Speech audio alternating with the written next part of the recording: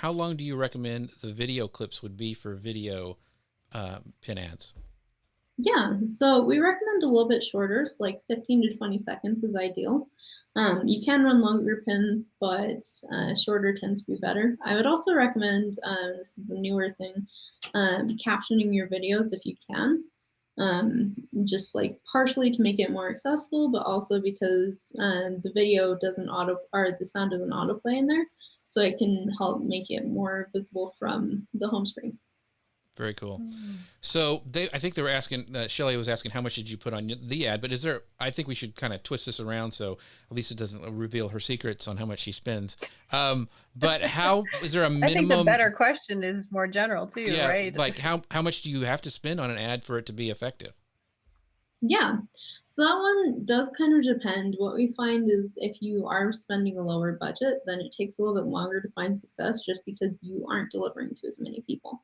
Hmm.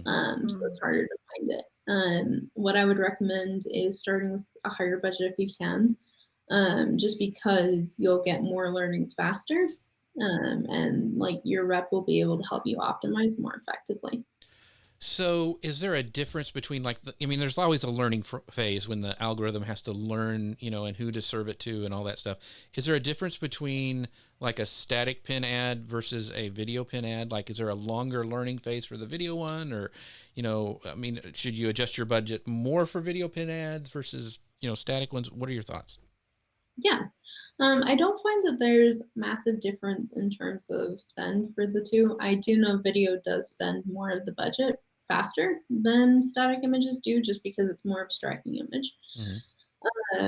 But overall, you shouldn't have to make like a massive budget difference between the two. The biggest difference that you'll find as far as delivery goes with the initial process is actually going to be if you're running a conversion versus consideration campaign. Consideration campaign, again, has that kind of longer learning phase because you're having to optimize who it's touching directly. Conversion campaigns have an algorithm to help optimize for it, but if you don't have enough conversion events to run it, then it's not going to be as effective for you. So I would recommend sticking with consideration campaign then.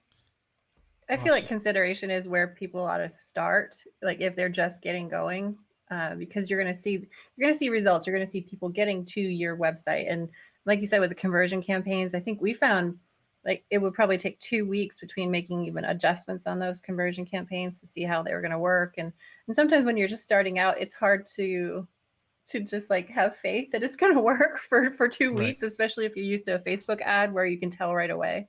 So I would do consideration.